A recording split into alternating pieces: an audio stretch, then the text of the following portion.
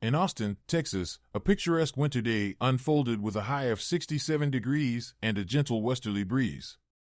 The evening promised even more splendor, featuring a full moon and a comfortable temperature of around 50 degrees at 8 p.m. Adding to the allure, Florida-Georgia Line was set to perform at the Moody Center, and Henry Cann and his wife Melanie had secured coveted front-row tickets. This outing was intended to kick off their early Valentine's Day celebration, marking nearly 5 years of marriage for the 33-year-old couple. However, contrasting this idyllic scene, Sioux Falls, South Dakota, presented a starkly different reality. With temperatures hovering around 10 degrees and a blanket of snow covering the ground, the weather forecast predicted an additional 10 inches of snowfall. How did this relate to Henry, Melanie, and their plans to attend the concert? The connection becomes clearer upon further exploration. Henry found himself unexpectedly dispatched to Sioux Falls the previous day to address a critical computer malfunction at the Sanford Health Biomedical Facility. Tasked with resolving the issue swiftly, Henry, renowned as his company's top IT specialist, swiftly boarded a Delta flight from Austin. His mission took approximately 6 hours to complete, after which he secured a 6 a.m. flight back home, providing him ample time to prepare for the concert. However, his plans were thwarted by adverse weather conditions. Despite his efforts to explore alternatives, including the consideration of chartering a flight, the relentless snowfall and subsequent flight cancellations left Henry stranded. Despite the setback, Henry's commitment to his work was evident, as was his dedication to his wife. Recognizing Melanie's disappointment, he reached out to her to share the news and express his own frustration. Melanie, understanding the demands of Henry's job, sympathized with the situation, lamenting the missed opportunity for a romantic evening together. However, she also acknowledged the benefits that Henry's career provided for their lifestyle in Texas. In essence, while the weather may have disrupted their plans for a memorable evening, the bond between Henry and Melanie remained resilient, grounded in mutual support and understanding amid life's unforeseen challenges. You're absolutely right, Henry. Lately, it feels like we've spent more time apart than together. I acknowledge that a significant portion of that is due to my commitment to becoming a partner. It demands extensive hours, whereas you have more control over your schedule already. I'm working towards that level of autonomy, but it'll take about another year before I can manage my time more freely. I miss you, and I miss our time together. I feel the same, babe. How about you take your friend Sue and enjoy yourselves? The tickets are front row, and it's too much hassle to sell them. I can arrange for a car to pick you up and drop you back home. Don't let my situation ruin the chance to enjoy a fantastic show. Melanie initially hesitated, considering just selling the tickets and staying home to stream the concert online. She debated about not wanting to attend without Henry. However, Henry encouraged her to go and have a good time, reminding her of her new Tecovas boots and how stunning she looked in them. After some back and forth, she agreed. They exchanged "I love you" before ending the call. 5 minutes later, Melanie retrieved her burner phone from the back compartment of her tote bag and dialed her friend's number. This conversation was kept separate from her main phone. "Hey, how's your day going?" "Well, maybe I have something to lift your spirits." Henry just called, and he's stuck in Sioux Falls, South Dakota. "Yeah, he had to rush there for business, and then a huge snowstorm hit. Can you believe his luck?" "Yeah, lucky for you. Anyway, I still have these 2 tickets to the Florida-Georgia Line concert tonight, but hubby will be stuck up north. Is Diane still in Memphis visiting her folks? Perfect. How about we make it a girls' night out? I've got a new denim skirt and boots I've been dying to show off. I'll Uber to your place, and we'll go from there. Sound good?" "Yes, I'll order an Uber Black for tinted windows." Giggling, "Great. Let's plan on a sleepover after the concert. I'll see you around 7, can't wait." Melanie worked diligently through lunch to leave the office by 4:30 p.m. She wanted to unwind in the tub for an hour before heading to the concert. Before leaving, she called her best friend, Susan O'Connor, whom she had met at the firm during her first year. They hit it off immediately, with only a year's difference in age and getting married 2 weeks apart the same year. They shared a lot in common. "Hey Susie Q, need a favor, babe." "What's up, Mel?" Happy to help if I can. If Henry ever asks you about our evening at the Florida Georgia Line concert tonight, just say it was amazing. What's going on, Mel? Are you still involved with David the Dick? Mel giggled. Yes, I just can't seem to break away from him. I know his fellow partners call him that because he can be difficult, but trust me, there's another reason for the nickname. Sue wasn't amused. Mel, Henry is an incredible man, and you two are amazing together. This is the time to think about starting a family. You're not in college anymore, sister. Why risk everything for a fling? Mel let out a weary sigh. While she appreciated her friend's loyalty, she couldn't ignore Sue's more traditional stance on fidelity. I understand, Sue. Henry means everything to me, and I never intend to jeopardize our relationship. David adds a thrill to my life, and we're both content in our marriages, but there's an undeniable chemistry between us that ignites something intense. Sue, I need your assurance. Will you cover for me if Henry ever questions my whereabouts? I won't offer any information, nor will I bring it up, but if he asks, I'll say I was with you. Where are our seats? In the front row, right in the center. Thanks, Susie Q, you're amazing.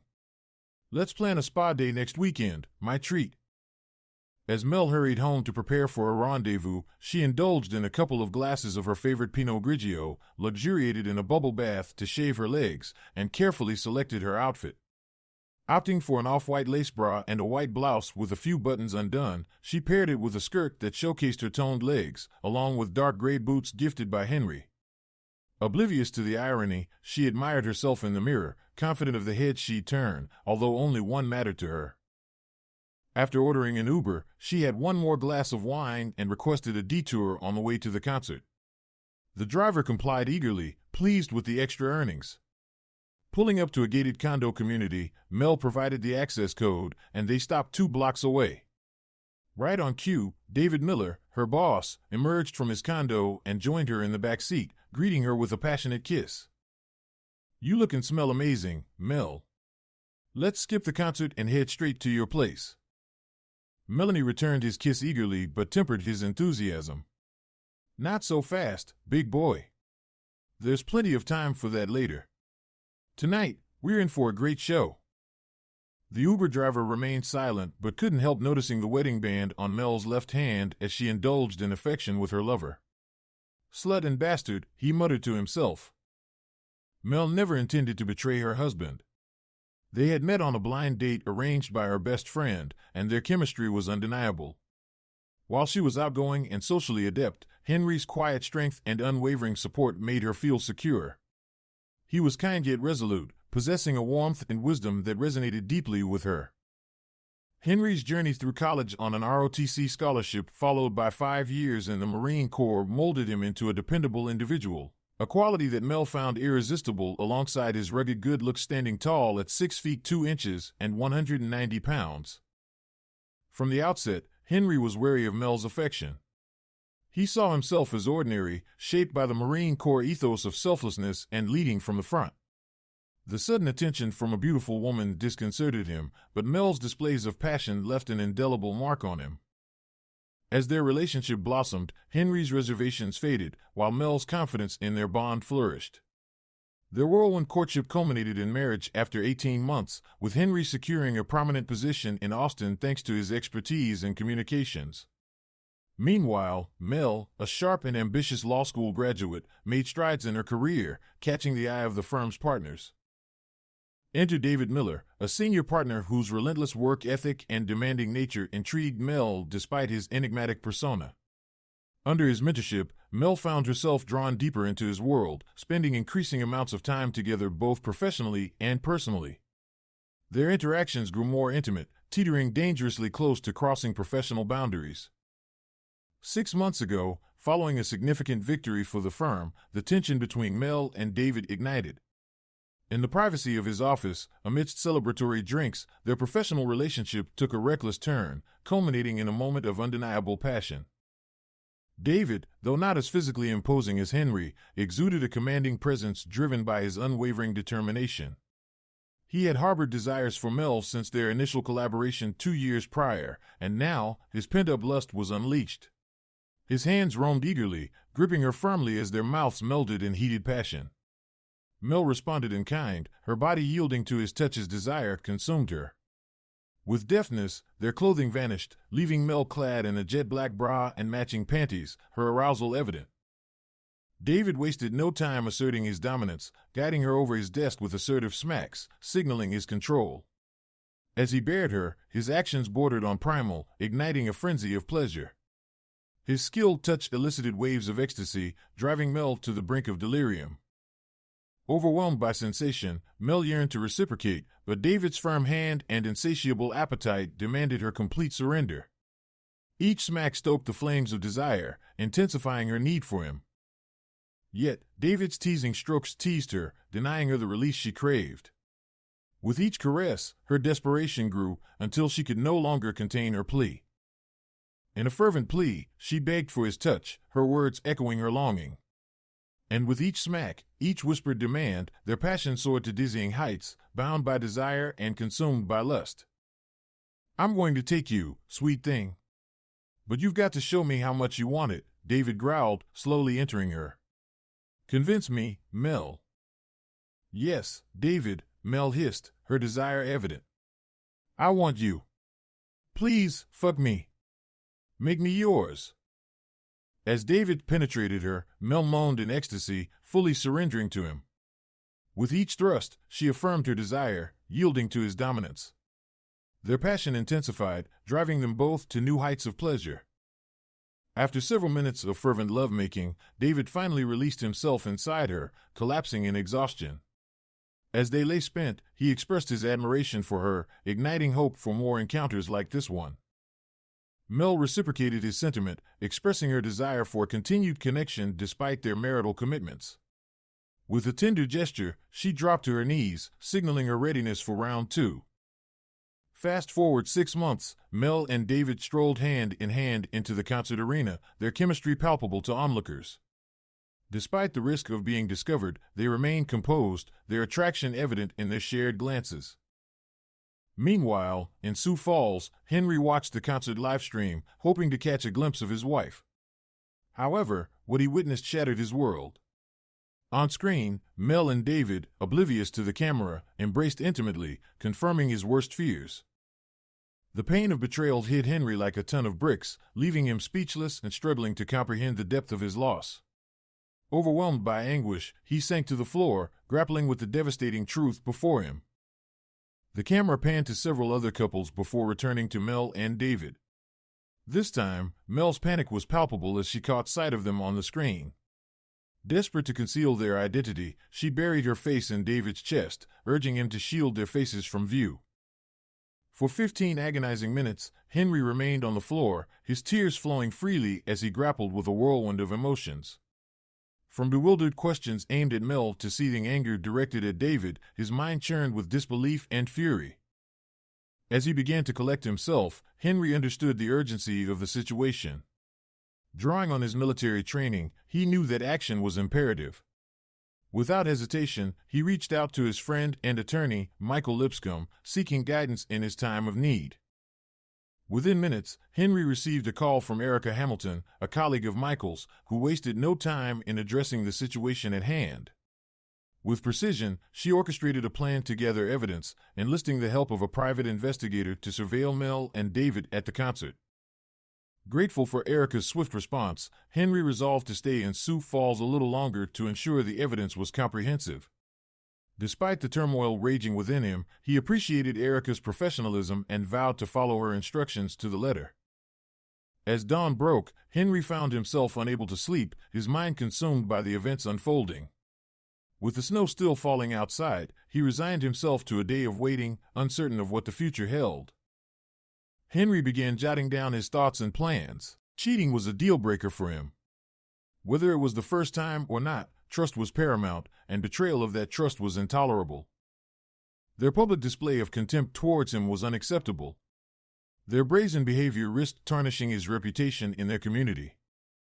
Reflecting on his actions as a husband, Henry affirmed his unwavering loyalty and commitment to Mel over the past 5 years. He organized his financial information and identified key individuals he needed to contact, including his boss, father, and close friends. He outlined his next steps, pending his conversation with Erica. Despite the early hour, Henry hit the hotel gym, channeling his frustration into a vigorous workout. Afterward, he showered and grabbed breakfast before checking his phone. Finding texts from Mel only exacerbated his emotions, especially learning that Sue had joined her at the concert. Feeling the sting of disrespect, Henry decided to confront Sue. Dialing her number, Henry confronted Sue about her role in covering for Mel's infidelity. He questioned her loyalty and expressed his disappointment in her actions, emphasizing the depth of his hurt. Sue's silence spoke volumes, and as Henry continued, she realized the gravity of her betrayal. Recognizing her mistake, she struggled with guilt and remorse, realizing the true cost of her actions. "I'm deeply sorry, Henry," Sue's voice barely rose above a whisper. Henry was bracing himself for this revelation, but hearing it confirmed still hit him hard. He struggled to maintain his composure as Sue confessed. "Sue, does Jim know about your involvement in Mel's affair? Is he aware that you're aiding her in breaking her marriage vows?" Henry's voice was steady, but firm. Sue gasped in shock. "No, Henry, Jim has no idea. He would be devastated if he found out about my role in all of this." "All right, Sue. For now, I won't bring Jim into this. But if I hear even a whisper that you've disclosed any of our conversation to Mel, I won't hesitate to inform Jim myself. He deserves to know the truth, and you'll need to own up to your part in this betrayal." Sue broke into tears, expressing her regret and remorse. Henry ended the call without offering further comfort, leaving Sue to confront the consequences of her actions. Feeling a mix of anger and sadness, Henry dialed Mel's number next. Despite her attempts to feign affection, he could sense the deceit in her words. Her assurances fell flat in the face of his newfound knowledge. After ending the call with Mel, Henry received an update from Erica. The PI surveillance had yielded damning evidence of Mel and David's affair, including intimate encounters captured on audio and video. With this information in hand, Henry shared his thoughts and plans with Erica, outlining his next steps in addressing the situation. "She's publicly and privately humiliated me for 6 months. The marriage is over," Henry declared firmly. "She needs to face the consequences of her actions. The truth needs to come out, without embellishment. The facts speak for themselves, but no excuses or sugarcoating," he continued. "I want her served at work immediately. I want David's wife to know when I'm serving Mel, maybe she can serve him at the same time," Henry instructed, his tone resolute. "The same goes for David. I want his wife to know everything we have on him. I hope she takes him to the cleaners in the divorce. And if his partners have any integrity, they'll kick him out of the firm for his misconduct," he added with a touch of bitterness. "I don't want to stay in the house. I need to sell it. Too many memories. I'm not sure if I'll even stay in Texas. But I don't want her in it either. I hope we can split the sale proceeds evenly. And I want to protect my assets.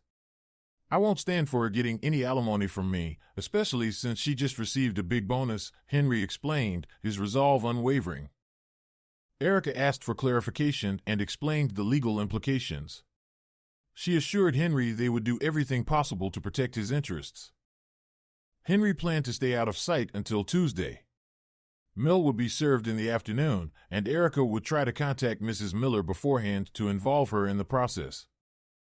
As the weekend passed without any calls from Mel, Henry knew he had to reach out to avoid suspicion. He called her on Sunday evening. "Hey, I was thinking about you.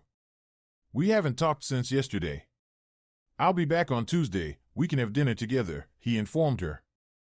Mel sounded disappointed, but Henry remained resolute. Despite her declarations of love, he couldn't shake the bitterness he felt towards her betrayal. "Yes, Mel," Henry responded, holding back new tears, "I know exactly how much you love me," and he hung up. He refused to let her continue to humiliate him, even if his tone gave away his understanding of her actions. "She will never humiliate me again," he resolved as he dialed his boss, James, to keep him informed. By 3 o'clock on Tuesday afternoon, Henry was seated at the kitchen table, waiting for Mel to return. He knew the plan was in motion, with Mel set to be served between 2 and 4. Mrs. Miller had hired Erica to represent her interests, adding another layer to the unfolding drama. Both Henry and Diane Miller were named as complainants in the civil suit against Connor, Sims, and Miller. While Erica didn't anticipate it going far, there was speculation that the other partners might not tolerate behavior that damaged their practice. At 3:15 p.m., Erica called to confirm that Mel had been served. As they discussed next steps, Henry's phone erupted with texts and calls from Mel, each one increasingly frantic and accusatory. Henry's military training kicked in, keeping him calm in the face of the brewing storm. When Mel burst into the kitchen, he remained composed, silently observing her emotional outburst. Mel's rage quickly turned to desperation as she confronted Henry about the divorce papers. Despite her initial fury, she pleaded with him to explain his actions, insisting that they still had a loving marriage and a promising future together. But Henry remained steadfast, recognizing the hollowness in her eyes and the underlying nervousness in her demeanor. "Sit down, Mel, and let's talk about this," Henry calmly suggested, but Mel's anger only intensified, lashing out with accusations and threats. Enough is enough, Henry thought to himself as he rose to his full height, casting a commanding presence over Mel. With a calm yet resolute demeanor, he instructed her to sit down, and she complied. "Mel, have you even looked at the file attached to the divorce petition?" he asked, holding up a picture of her and David at the concert. Despite her attempt to interrupt, Henry silenced her, insisting it was his turn to speak.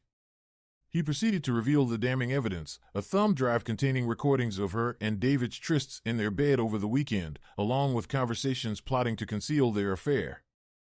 Furthermore, he informed her of Mrs. Miller's serving David with divorce papers, exposing him as a serial cheater. Mel flinched at the revelation, realizing she was just one in a line of betrayals. Henry didn't mince words, laying out each instance of her infidelity, including Sue's testimony. He concluded by presenting her with a copy of the civil suit they were filing against her law firm, highlighting the violations committed in their marital bed and the office premises. With a heavy heart, Henry expressed the depth of his pain and betrayal, recounting how he had hoped for a future with the woman he loved, only to have his dreams shattered by her actions. In the face of Mel's silence, Henry's words hung heavy in the air, marking the end of their marriage and the beginning of a new chapter in his life. "I believe I'm capable of forgiving being wronged, Mel, even deeply wronged. We're all flawed, and forgiveness is vital in a marriage. But what you did wasn't just a mistake, you treated me with contempt. You deliberately humiliated me for everyone to see. That, I cannot tolerate. I refuse to remain married to you, Mel, not a moment longer than necessary for the divorce process. I won't make it easy for you. I'll safeguard as much of my assets as possible. Your family and friends will learn the truth about your actions. I won't shield them from the reality of what you've done. You're on your own now, as it seems that's what you wanted all along. That's all I have to say. The floor is yours if you wish to speak." Mel struggled to hold back tears, her pride warring against her emotions. This man, whom she professed to love, had pierced her with the truth of her actions. She wanted to resent him, to shift the blame. She desperately sought to evade responsibility for her wrongdoing, but his words resonated with undeniable truth. "Have you told my parents?" she asked. "No, that's your responsibility. I've informed mine, my boss, and a few comrades from my service. Apart from my lawyer and our company attorney Michael, I've disclosed nothing. But make no mistake, if you attempt to distort the truth or downplay your actions, I won't hesitate to reveal everything, including the contents of the thumb drive. I can't possibly divulge everything to my parents. It would devastate them. You can't despise me that much, Henry. Mel, you showed no regard for my feelings or the devastation your choices caused. You've treated me with contempt for at least 6 months, and that's assuming there were no other affairs before David. Don't play the victim. You have 1 week to come clean with them, or I'll provide them with all the evidence. Henry, I swear there were no others. David was the first and only. Of course, Mel, and you and Sue were at the concert together last Friday. You and David didn't spend the entire weekend in our bed while you professed your love to me. I assume everything you say is a lie. At this point, I doubt you even know how to tell the truth. Henry, I never intended for it to happen. I didn't seek it out. It all started when we won the Dutton case. I got swept up in the moment, and even though I meant to stop it, I couldn't. I don't know why, Mel confessed. Really, Mel? You don't know why? Henry sifted through the file until he found the page he wanted. I'm sorry, I should have realized from your conversations how much you wanted to remain faithful to me. Like this quote from 2 months ago when you were lying in our bed after being intimate with him. David, I just can't get enough of you. We must be so careful. If Diane or Henry ever find out, we'll have to call it quits, and I don't want to ever stop making love with you. Henry read aloud. Yep, Mel, sounds like you were really torn about your actions. Not only were you being unfaithful, but you were also lying in the arms of another man in our bed, calling your actions making love and admitting you never want to stop. You're completely delusional, Mel. Henry's words began to sink in, and Mel slumped in her chair, unable to respond for a moment. Finally, she spoke. I have no excuse, Henry. I'm a grown woman, and I made my choices. I thought I could hide it from you, play this game, and if you didn't find out, it would be harmless. I knew David was just a fling. I knew we'd never love each other, even though I used those words. I never had feelings for him like I have for you. But I callously betrayed you and your love for me. Mel paused to blow her nose and wipe her eyes. She looked across the table at Henry and noticed 2 things immediately. His wedding ring was sitting on the table, and the look in his eyes told her he was lost to her beyond any hope of redemption. He held her in the same contempt with which she treated him. Her safe little world of a loving husband was shattered.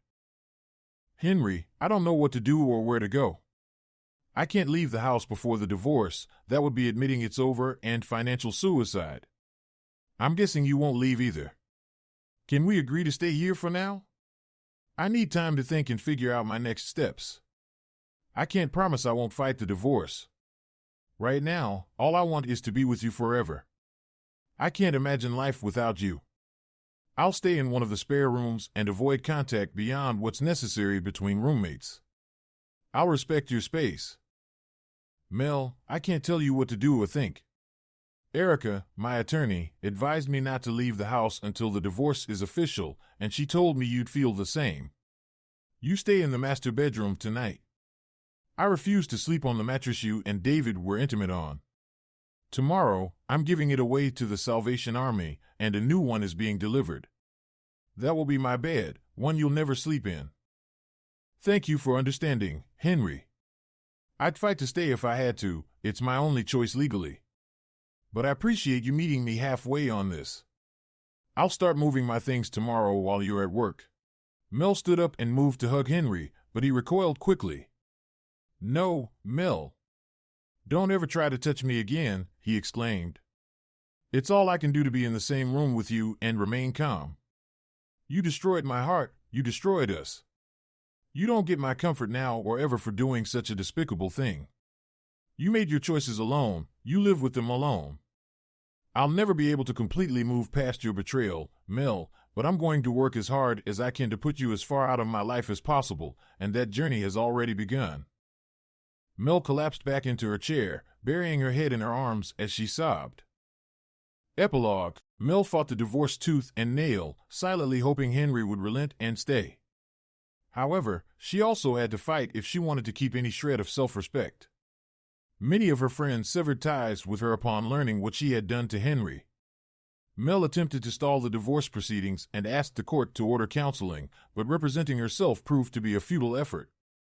Despite her efforts to delay, the divorce was eventually granted after 7 months. The assets were split 50-50, but Mel did not receive alimony. Even Mel's parents urged her to let Henry go, appalled by her actions and siding with Henry while trying to maintain a distant relationship with their daughter. Mel left Connor, Sims and Miller and took a position at a small firm in San Antonio. On her last day, as she attempted to bid farewell to Henry, he closed the door in her face before she could speak.